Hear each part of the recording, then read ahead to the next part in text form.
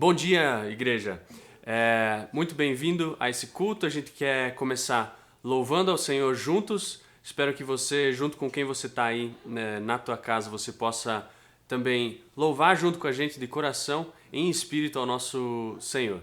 Queria começar lendo Filipenses 4, 6 e 7, onde diz: Não andem ansiosos por coisa alguma, mas em tudo, pela oração e súplicas, e com ação de graças, apresentem seus pedidos a Deus. E a paz de Deus, que excede todo entendimento, guardará o coração e a mente de vocês em Cristo Jesus. Eu acho que, independente dos tempos que a gente está passando, é sempre fácil a gente ficar ansiosos pelas diferentes pressões e coisas que estão acontecendo, mas aqui está escrito como a gente pode chegar a Deus com as nossas súplicas, mas também com ação de graças. E é isso que a gente quer começar fazendo, cantando a música Graças Dou, agradecendo ao nosso Deus, porque a gente tem que nos lembrar de quantas coisas a gente tem para agradecer. E aqui o versículo diz daí como quando a gente faz isso, a paz de Deus guardará o nosso coração e a nossa mente em Cristo. Vamos começar então esse culto fazendo isso.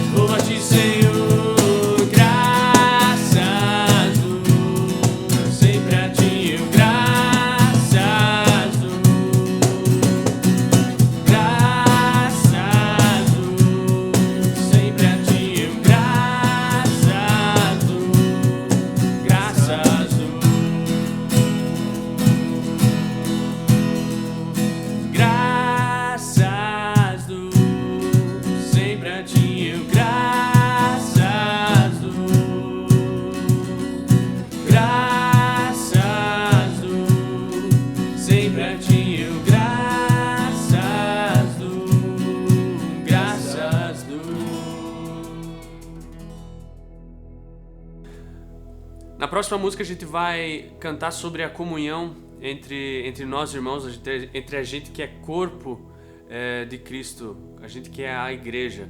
E apesar de estar à distância, eu acho que esse é um momento que a gente pode usar para crescer como corpo e como a gente expressa a nossa comunhão em Cristo. Então eu te convido a cantar essa música e declarar que nós somos corpo totalmente ligados, unidos, e vamos desafiar uns aos outros também com ações diariamente. Talvez durante a semana você pode mandar uma mensagem para alguém da igreja que faz tempo que você não vê, desde que a gente está mais isolados, ou você pode ligar para alguém de repente. Vamos continuar, apesar dessas medidas que a gente está tomando, vamos continuar sendo corpo e ajudando e suportando uns aos outros.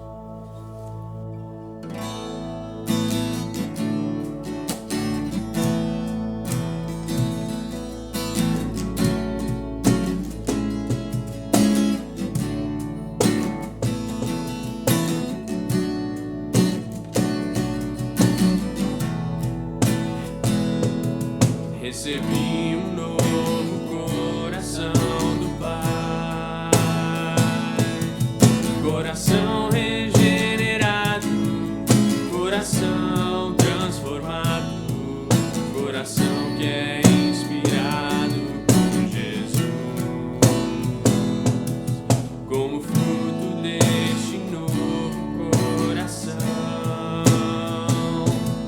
eu declaro a paz de Cristo. Te abençoo, meu irmão, preciosa é a nossa comunhão. Somos corpo, assim bem ajustados, totalmente ligados, unidos, vivendo em amor, uma família, sem qualquer falsidade, vivendo a verdade, expressando a glória do Senhor, uma família, vivendo o compromisso do grande amor de Cristo. Eu preciso de ti, querido irmão, precioso és para mim, querido. Recebi um novo coração do Pai, coração regenerado, coração transformado, coração que é inspirado por Jesus. Como fruto deste novo coração, eu declaro a paz de Cristo. Te abençoo, meu irmão, preciosa é a nossa comunhão. Somos corpo, assim bem ajustados, totalmente ligados, unidos, vivendo em amor, uma família, sem qualquer falsidade, vivendo a verdade, expressando a glória do Senhor, uma família, vivendo o compromisso do grande amor de Cristo. Eu preciso de ti, querido irmão, precioso és para mim, querido irmão, eu preciso de ti, querido irmão, precioso és para mim, querido irmão.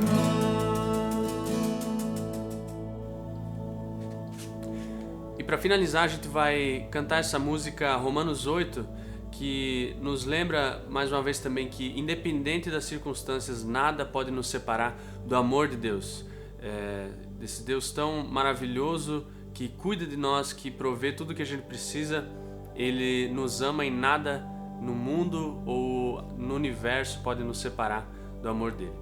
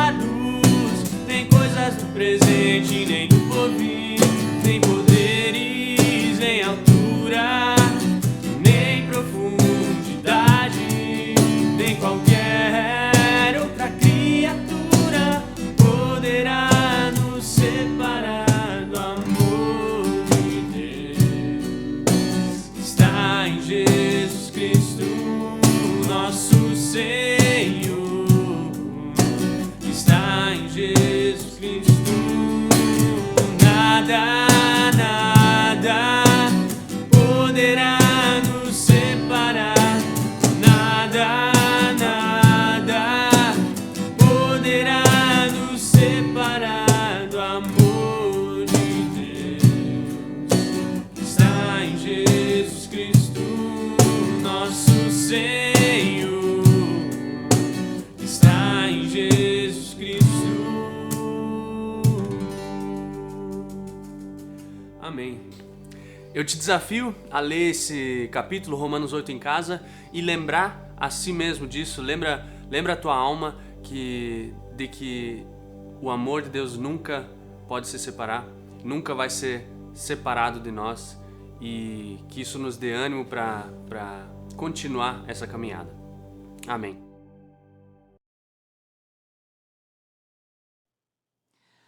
Bom dia, crianças! Bom dia, famílias! Hoje eu vou contar uma história e no final, crianças, prestem atenção para vocês contarem pro pai e pra mãe o que vocês aprenderam, tá bom? Pais, não pensem que tem lição só para os filhos, tá? Para nós adultos também tem um aprendizado no final da história. Muitos de vocês já viram o mar. E no mar tem uma família de peixes. Tem o papai peixe, tem a mamãe peixe, e papai e mamãe peixe tiveram um filhinho.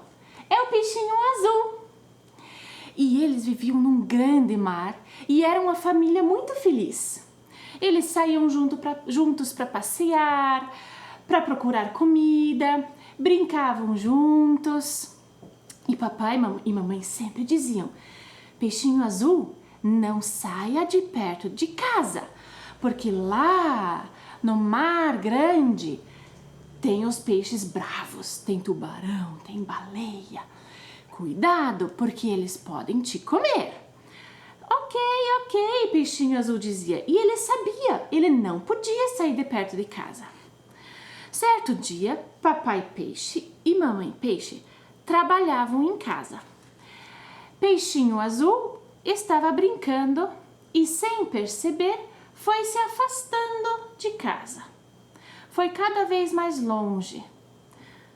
Percebeu que não estava mais perto de papai e mamãe, mas pensou: tá tão divertido, eu vou dar uma olhada. E ele encontrou muitos amiguinhos. Encontrou um cavalo marinho, encontrou uma estrela do mar. Ele foi cada vez mais longe, cada vez mais longe.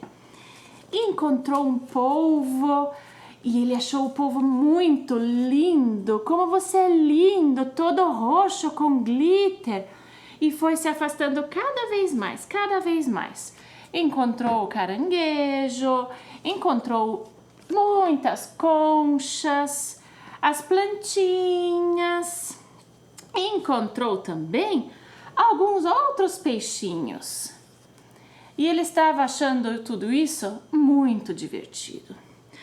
Só que ele não viu que uma onda gigante se aproximava. Essa onda veio e derrubou os amiguinhos e levou os amiguinhos para muito longe.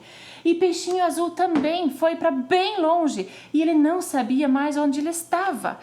E quando ele olhou para trás, ele viu que um tubarão muito grande se aproximava. E ele gritava: papai, mamãe, papai, mamãe. Só que não tinha ninguém por perto, ninguém escutou ele. Quando o tubarão chegou bem perto, quase mordendo ele, chegou mais uma onda que levou o peixinho azul para bem longe. E quando ele viu uma concha, ele se escondeu dentro da concha e ficou bem encolhido, bem escondido e bem quietinho. O tubarão não achou mais peixinho azul, ficou nervoso e continuou a procurar no grande mar. Quando o peixinho azul percebeu que estava tudo em silêncio, que não havia mais perigo por perto, ele saiu do esconderijo. Ele fez uma oração e disse: Jesus, me ajude a achar papai e mamãe, me ajude a achar a minha casa. E ele nadou para casa novamente. E quando estava próximo, papai e mamãe já gritaram: peixinho azul, aonde você estava? E Peixinho Azul contou tudo o que havia acontecido e prometeu que nunca mais ele sairia de casa sem pedir para o pai ou sem pedir para a mãe. E com essa história, a gente aprende, em primeiro lugar, que a gente não pode sair de casa sem pedir para o pai e para a mãe, né? Mas que a gente precisa obedecer o pai e obedecer a mãe. O que eles nos orientam, a gente precisa obedecer. E para nós adultos, nós também temos um pai. E ele nos dá orientações também que a gente precisa obedecer. Certo? Até a próxima!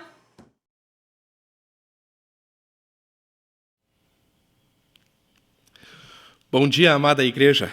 Quero saudar a cada um de nós com a paz e o amor de Jesus Cristo. E também eu quero orar para o início, pedindo que Deus esteja dando essa paz e esse amor a cada um de nós. Senhor, nós te agradecemos por este domingo, queremos te agradecer por podermos te louvar, podemos te agradecer, Senhor, que podemos te cultuar, mesmo que seja a partir de casa, mas juntos nós queremos estender ou prestar esse louvor a Ti, Senhor. Queremos Te agradecer que o Senhor nos oferece essa paz, esse amor, Senhor, que o Senhor quer transformar as nossas vidas. Abra os nossos ouvidos, abra os nossos corações também para aquilo que o Senhor quer nos falar também neste dia de hoje, seja através das músicas, através da mensagem ou aquilo que o Senhor tem preparado para nós. Por isso eu te peço e te agradeço, Senhor. Amém. Então, eu quero ler para nós João 3,16, e esse versículo ele mostra um pouco o amor de Deus por nós, né? Todos nós conhecemos esse texto. Diz assim: porque Deus amou ao mundo de tal maneira que deu o seu Filho unigênito, para que todo que nele crê não pereça, mas tenha a vida eterna. Então, nesse versículo, nós vemos o tamanho do amor de Deus, o tamanho do amor de Deus para cada um de nós. Ele é o amor de Deus pela sua igreja e, na realidade, por toda a terra. E esse amor, ele se estende tanto para aquelas pessoas que já viveram, para aquelas pessoas que estão vivendo hoje e ainda as pessoas que ainda viverão, né? Isso é um amor que, muitas vezes, com o tamanho dele, nós não conseguimos compreender ele com o nosso pequeno cérebro humano, mas é um amor imensurável. E hoje o tema que nós queremos analisar um pouco é justamente amor e união. Queremos tratar um pouco desse tema. E quando algumas semanas atrás me foi pedido para trazer uma reflexão sobre esse tema, amor e união, o primeiro pensamento que me veio à mente é o casamento. E uma das bases de um casamento bem-sucedido não é o amor e a união? Aí me veio um segundo pensamento. E será que na igreja também, uma das bases da igreja não é também amor e união? Pois bem, sobre essa ótica, nós queremos tratar esse tema nesse dia de hoje. Quando um casal se conhece, o rapaz e a moça se conhecem, eles, a grande maioria das vezes, eles estão apaixonados. Eles realmente têm paixão um pelo outro. E eles começam a fazer coisas que talvez parecem bobas, ou começam a fazer coisas que quem olha de fora, às vezes até dá um pouco de risada.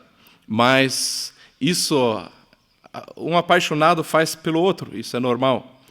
E eu lembro que, só tratando de um exemplo, depois de eu conhecer a Marli, nós, como família, fomos convidados a um casamento lá no Rio Grande do Sul. E logo depois que eu conheci, ela justamente foi lá para a Colônia Nova para participar naquele projeto IDE da Cubim, que naquela época existia. E eu fui junto com os meus pais, na época, para esse casamento. Na realidade, no fundo, eu não estava interessado no casamento, mas estava interessado em encontrar ela lá. Até porque esse projeto IDE era um mês, e o mês era bastante longo, né? Então, A gente faz coisas quando está apaixonado. E não quero dizer com isso que são coisas erradas, mas a paixão, ela é passageira, mas o amor, ele é duradouro. Uma pessoa escreveu certa vez uma frase dizendo assim: o amor é uma escolha. O casal precisa escolher amar todos os dias. O verdadeiro amor não acaba, porque os dois decidem que não vão deixar acabar. Quando um casal tem amor, eles têm respeito e carinho um pelo outro, se ajudando e trabalhando em equipe. Seu amor é fiel e não há lugar para traição. Então, isso aqui não é um versículo bíblico, mas é uma pessoa descreveu o amor como ele é, né? E se nós vemos aqui, ele é um trabalho em equipe, ele não é um lutar sozinho. Mas também o amor, ele é uma decisão. Quando a gente se apaixona, aquilo lá ele vem de sozinho. A gente vê a pessoa, aquilo vem, aquilo toma a gente, mas a paixão ela vai. E o amor, nós precisamos decidir amar. Claro que o amor também tem um sentimento de amor pelo outro, mas o amor ele é uma decisão em amar o outro. E se um casal ele está junto, eles já formam uma família. O primeiro núcleo de uma família é o casal. E aí depois vem os filhos, depois vem netos e assim adiante. Mas tendo o casal, já está formado a família. E aí, como eu falei no início, nós vamos fazer um pouco esse paralelo entre o amor e a união no casamento e na igreja. E como nós podemos traçar esse paralelo do amor para a igreja? Se nós fazemos parte de uma igreja, da nossa igreja, de qualquer outra igreja, nós não estamos ali porque nós não queremos. Nós estamos ali, em primeiro lugar, porque nós amamos a Deus. Nós amamos a Jesus e nós percebemos que sem o amor de Deus, nós não conseguimos viver. Sem o perdão de Deus, nós não conseguimos viver. Então, se nós estamos na igreja, o nosso primeiro amor, ele deve ser direcionado a Deus. E, com certeza, na nossa vida, às vezes, existem situações que a gente pensa assim, mas será que Deus ele realmente está percebendo o que acontece na minha vida?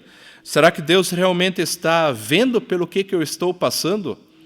Talvez a gente pense assim, nessa época de pandemia, será que Deus ele está olhando para o mundo e vendo o que está acontecendo? Tantas pessoas doentes, os hospitais explodindo, pessoas falecendo por causa desse Covid. E será que Deus está vendo isso? Sim, Ele está vendo isso. E Deus ele nos ama e nós devemos estar amando a Deus também. E Deus ele sabe o que nós estamos passando. Mas, ao nós fazermos parte da igreja, nós devemos também amar o nosso próximo, quem está sentado junto conosco na igreja. Nós devemos amar também os outros irmãos que fazem parte da igreja. Também devemos amar as pessoas das outras igrejas. Mas também nós temos que amar o nosso próximo, aquelas pessoas que ainda não fazem parte do corpo de Cristo, as pessoas que ainda não aceitaram a Jesus Cristo como seu Senhor e Salvador. Então, o amor, ele faz parte da igreja e ele deve de permear os nossos relacionamentos dentro da igreja. E, com certeza, é mais fácil dentro da igreja lidar com alguns do que com outros. Com certeza, se nós estamos reunidos, tem pessoas com quem a gente é mais fácil. Agora, nessa época do corona, não pode, né? Mas em épocas normais, digamos, dá um abraço, dá um aperto de mão, vai lá conversar de perto. Com certeza é mais fácil com alguns do que com outros. E Jesus, ele não teria nos exortado na sua palavra para nós amarmos o nosso próximo, para nós amarmos o nosso inimigo, se ele não soubesse quem nós como pessoas somos e como isso tantas vezes é difícil para nós. Eu quero ler o texto de Mateus capítulo 22, 34 a 40. Mateus 22, 34 a 40, diz assim: Entretanto, os fariseus, sabendo que fizeram calar os saduceus, reuniram-se em conselho. E um deles, intérprete da lei, experimentando-o, lhe perguntou: Mestre, qual é o grande mandamento na lei? Respondeu-lhe Jesus: Amarás o Senhor teu Deus de todo o teu coração, de toda a tua alma e de todo o teu entendimento. Este é o grande e primeiro mandamento. O segundo, semelhante a este é: amarás o teu próximo como a ti mesmo.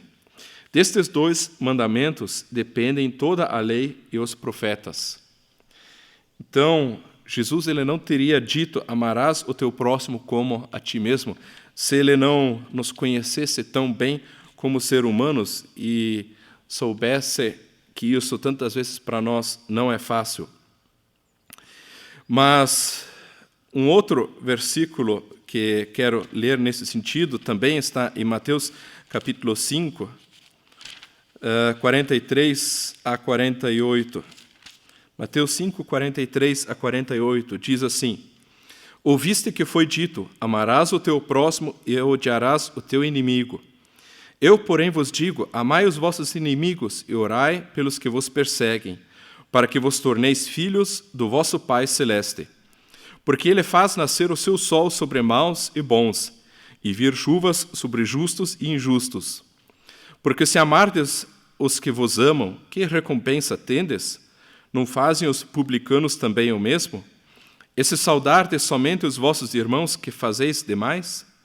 Não fazem os gentios também o mesmo? Portanto, sede vós perfeitos, como perfeito é o vosso Pai Celestial. Então aqui Jesus diz para nós amarmos os nossos inimigos. E me veio à mente assim, nós como seres humanos, que nem eu já falei, temos a tendência de não amar os nossos inimigos. E o maior exemplo que nós temos é quando Jesus está pregado na cruz e ele ora para o Pai e diz: perdoa eles pelo que eles estão fazendo, eles não sabem o que estão fazendo. Eu acho que se eu estivesse no lugar de Jesus como ser humano, eu tinha mandado umas pragas para cima daquele pessoal que tinha me pregado naquela cruz. Não é? Esse, muitas vezes, é o nosso andar normal. Né? Quem nos faz mal, ele deve de sentir. Acho que, às vezes, a gente, como alemão, ainda tende um pouco mais a isso. Se alguém me fez mal, ele vai sentir que ele me fez mal. Mas, se nós olhamos aqui para Jesus, ele ali pregado na cruz, sentindo dores, foi pregado ali, e ele ainda ora a Deus por compaixão por aqueles que ainda fizeram isso com ele. Porque Jesus, ele sabia qual era o plano era maior do que simplesmente a morte, e eles não sabiam o que estavam fazendo ali. Você já orou alguma vez por alguém que você não gosta ou com quem você tem dificuldade? Isso, eu posso dizer que isso já me aconteceu, que eu tive que orar por alguém ou orei por alguém com quem não me descia muito na garganta. E confesso que, no início, essa não é a sensação mais agradável. E não é aquilo que a gente faz com maior alegria, orar por alguém que a gente não gosta. Mas eu orei por essa pessoa, e infelizmente essa pessoa, naquele momento, não estava mais morando em Vitmarsum, mas eu pude escrever um e-mail para essa pessoa e colocar ali tudo o que tinha me chateado, por quê e tal. E a primeira reação dessa pessoa foi um espanto, porque ela nem sabia o que tinha acontecido e o que ela tinha feito, do ponto de vista dela, nem tinha feito para provocar ou com más intenções. Mas nós pudemos resolver isso e pudemos perdoar. E eu digo assim, com essa decisão de primeiramente orar por essa pessoa e depois acertar as coisas, um fardo bastante pesado caiu que persistia em me acompanhar aonde que eu estava indo. Mas eu digo assim, com esse perdão, eu não digo que hoje nós somos os melhores amigos, não necessariamente. Também digo que se a gente se encontrasse, eu não iria sair correndo para abraçar ela como a primeira pessoa, mas a situação ela está resolvida. E se eu encontrar essa pessoa no corredor, na rua, ou na igreja, ou na cooperativa, eu não precisaria tirar o olho ou desviar dessa pessoa. A prática da decisão de amar o próximo é uma prática fundamental para o casamento e também para a igreja. Você tem alguém com quem não se dá na nossa igreja? Já pensou em iniciar um processo de estar orando por essa pessoa?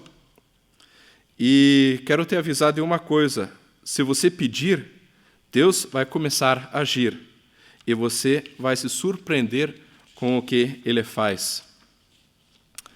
Como mencionado no início, junto com o amor também temos a união. A união é um dos pilares fundamentais para o casamento. Antes de nos casarmos, estamos sozinhos e com certeza nós podemos daí decidir o que eu quero fazer, quando eu quero fazer, como eu quero fazer, ou se eu não quero fazer. Mas a partir do momento que nós estamos casados, devemos decidir as coisas juntos, devemos trabalhar em equipe. E um pastor falou certa vez que quando nós estamos sozinhos, nós temos bastante desafios. Quando nós nos casamos, nós deixamos de ter alguns desafios, mas às vezes temos desafios novos. Só que o diferencial é que a partir desse momento não estamos mais sozinhos, mas estamos em 2 ou 3, na realidade, com Jesus para estar resolvendo esses desafios. E também isso se refere à nossa vida. Mas eu quero também, nesse sentido, ler Romanos capítulo 15, versículos 5 a 7. Romanos capítulo 5, de 5 a 7. Diz assim: aqui é a justificação pela fé e paz com Deus.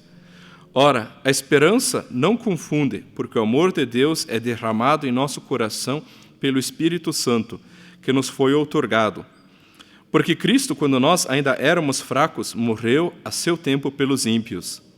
Dificilmente alguém morreria por um justo. Desculpe. Se você abriu a tua Bíblia em casa, eu errei o texto aqui, eu não estava batendo. É Romanos 15, 5 a 7. Já estava estranhando por que não estava dando certo aqui. Romanos 15, de 5 a 7. Agora sim. Ora, o Deus da paciência e da consolação vos conceda o mesmo sentir de uns para com os outros, segundo Jesus Cristo, para que concordemente a uma voz glorifiqueis ao Deus e Pai de nosso Senhor Jesus Cristo. Portanto, acolhei-vos uns aos outros, como também Cristo nos acolheu para a glória de Deus. Eu quero destacar aqui o versículo 7. Portanto, acolhei-vos uns aos outros, como também Cristo nos acolheu para a glória. Então aqui Deus, Jesus, Ele nos exorta a aceitarmos um ao outro como nós somos. Com certeza, dentro da nossa igreja, nós temos diferentes personalidades. Eu gosto de analisar as personalidades das pessoas. E eu fiz esse teste algumas vezes e confesso que o meu, ele dá 80% dominador, então bem forte. E uma pessoa que é dominador, ele não é muito favorável a ser contrariado. Se você vai discutir com uma pessoa assim, então traga argumento forte, não venha com qualquer argumento. Mas também ele fica profundamente irritado quando aquelas pessoas lá do C, atrás, que fazem as coisas de forma muito perfeita, demoram para fazer as coisas. E assim, existem diferenças entre nós, mas nós devemos, isso é uma aula constante, nos aceitar como nós somos. Isso também num casamento, quando duas pessoas se unem, quando duas pessoas se juntam, cada um traz a sua forma de educação, os seus costumes, a sua personalidade, o seu jeito de ser, etc. Eles são diferentes. E o casal, ele precisa trabalhar, ele precisa lutar para se unir. Mas uma das coisas fundamentais para que isso possa dar certo é que cada um precisa descer alguns degraus no seu eu. Se eu permaneço no meu eu lá em cima e tento adaptar o cônjuge para que ele seja como eu ou como eu gostaria, isso não vai dar certo. Então, os dois lados, eles precisam descer alguns degraus no seu eu, senão o casamento está fadado ao fracasso. O eu é um fator muito perigoso, mas também muito difícil de diminuir. Quem de nós já gosta de deixar um pouco o seu eu ou diminuir ele? Quando estamos tomados pela paixão, achamos que a outra pessoa ela é perfeita. A gente olha assim, nossa, aquela moça, aquele rapaz, ele é perfeito. E aí a gente casa e a outra pessoa vê que eu não sou perfeito. Eu vejo que a outra pessoa não é perfeita. Mas se um casal olhar só para os defeitos que ambos têm e tentar mudar isso, isso não vai dar certo. Eles precisam se aceitar mutuamente, assim como eles estão, e trabalhar juntos os defeitos um dos outros. Isso precisa ser um trabalho em equipe. E são essas as coisas que ajudam para que a união realmente seja estável e duradoura. Num casamento, as limitações ou imperfeições do próximo não devem ser combatidas, mas aceitas e trabalhadas juntos. Esse também é o desejo de Deus para a sua igreja. E isso nós vemos claramente em Salmos 133, versículos 1 a 3. Salmos 133, 1 a 3. Também um versículo bastante conhecido, que diz assim: como é bom e agradável viverem unidos os irmãos. É como óleo precioso sobre a cabeça, o qual desce para a barba de Arão, e desce para a gola de suas vestes. É como orvalho do irmão, que desce sobre os montes de Sião. Ali ordena ao Senhor a sua bênção e a vida para sempre. Então, se nós vemos aqui, Deus, Ele quer que os irmãos, a igreja, viva em união. Quem gosta de desunião é o Satanás, não é Deus. E aqui nesse texto nós vemos bem claro que Deus, Ele diz como é bom e agradável que os irmãos vivam em união. E até no final aqui, Ele faz uma promessa, Ele diz, ali ordena o Senhor a sua bênção e a vida para sempre. Não é esta bênção que nós queremos? Não é esta bênção que nós procuramos? Se nós olharmos um pouco para a história da igreja, o berço do evangelismo, o berço de muita missão no mundo, no século XVIII e XIX, foi a Europa. Não só a Alemanha, mas sim a França, a Holanda, Espanha, Portugal, tantos países na Europa. Eles, no século XVIII e XIX, enviaram missionários para todo o mundo, seja para a África, para a Ásia, para a América do Sul, do Central e do Norte. E, em resumo, eles saíram por todo o mundo proclamando as boas novas e cheios, repletos de um amor pelas almas perdidas. E, infelizmente, hoje, uma das coisas que a gente vê na Europa é que muitas igrejas elas são vendidas e elas são transformadas em lojas, são transformadas em mesquitas, em bares, em outras coisas, mas não servem mais como igreja. E como isso pode acontecer com um continente que, na realidade, a gente diz que foi o berço da evangelização por todo o mundo.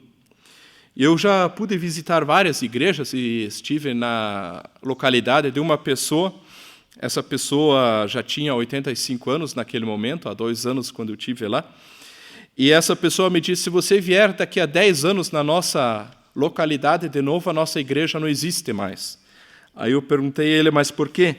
Aí ele disse, porque a média de idade das pessoas da nossa igreja é de 70 e 80 anos. Então, essa é uma igreja fadada à morte. Será que é isso o que Deus quer para a sua igreja? Que ela morra? Né? Que as igrejas sejam vendidas para serem qualquer outra coisa? Com certeza não. E Mateus 24, 6 a 13, ele nos diz assim, E certamente ouvireis falar de guerras e rumores de guerras. Vede, não vos assusteis, porque é necessário assim acontecer, mas ainda não é o fim. Porque se levantará nação contra nação, reino contra reino, e haverá fomes e tremores em vários lugares. Porém, tudo isso é o princípio das dores.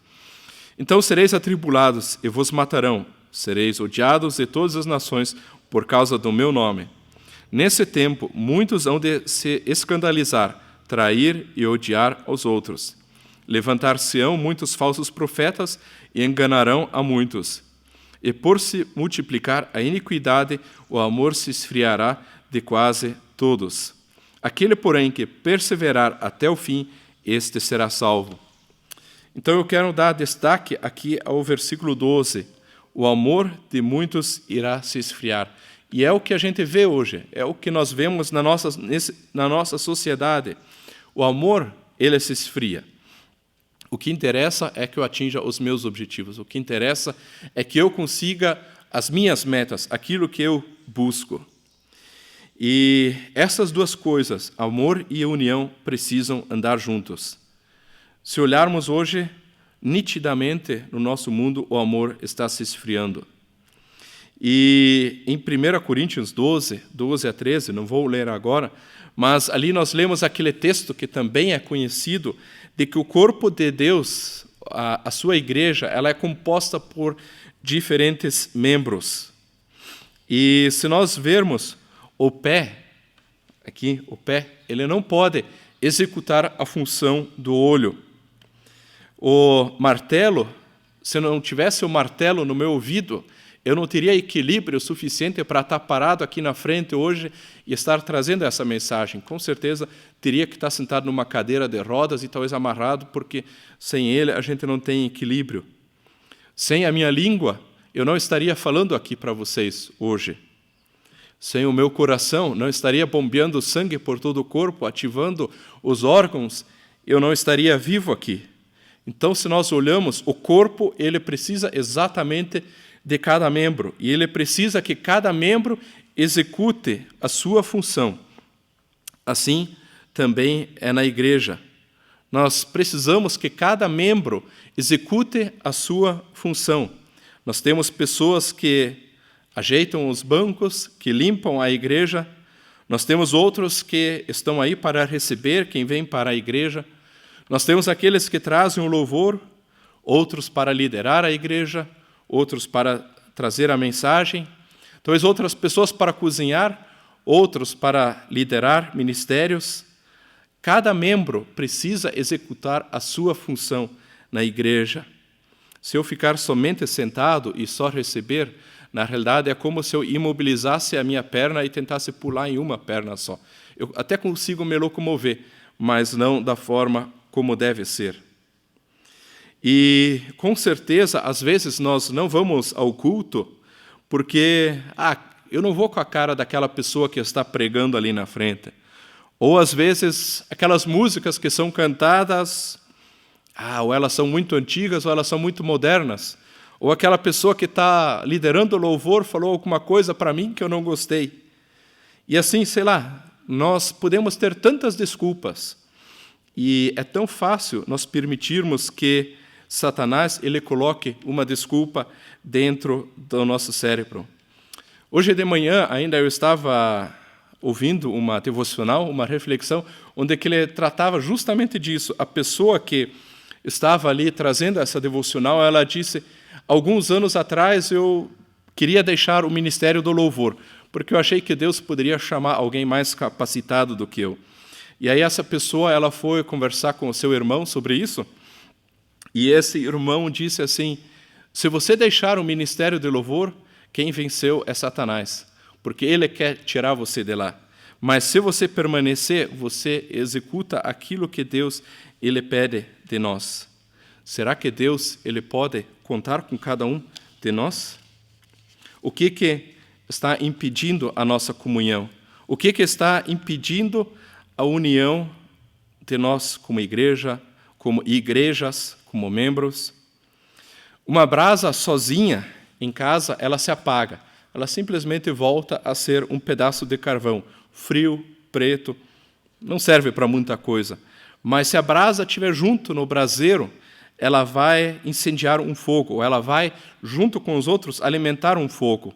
E esse fogo, ele é útil para muitas coisas. Então vamos deixar de lado tantas picuinhas na nossa igreja, na nossa vida, e vamos deixar que de Deus agir em nosso coração e encher ele de amor e nos unirmos.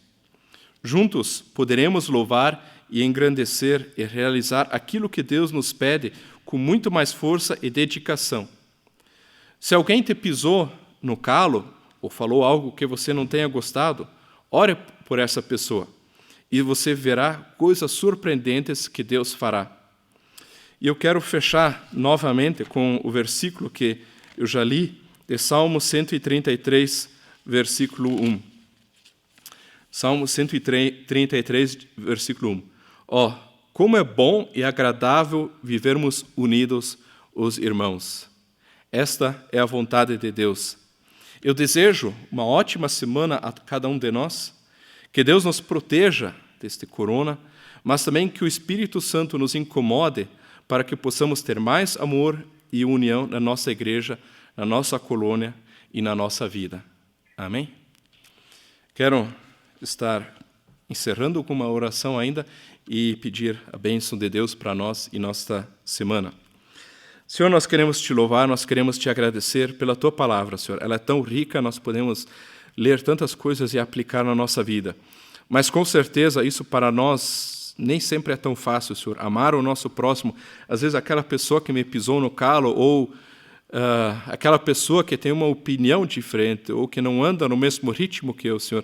Tem tantas coisas, mas ajude a nós. Comece por cada um de nós, comece por mim, Senhor, que nós possamos ter amor, que nós possamos buscar união, Senhor. E com certeza, se na nossa igreja nós tivermos amor e união, o Senhor também, ali como diz no versículo em Salmo 133, o Senhor estará nos abençoando com vida para sempre, Senhor. E é isso que nós queremos, que a nossa igreja seja vida, que a nossa igreja possa transmitir vida, que nós possamos crescer, que nós possamos fazer diferença no meio e no mundo onde que nós estamos, Senhor. Senhor, quero também estar te pedindo que o Senhor proteja, que o Senhor abençoe, que o Senhor guarde a cada um de nós. No seu dia a dia, o Senhor saiba os desafios que nós temos pela frente. E quero te louvar por isso, que a cada momento nós podemos contar contigo e saber que o Senhor está conosco. Por isso te louvo e te agradeço, Senhor. Amém.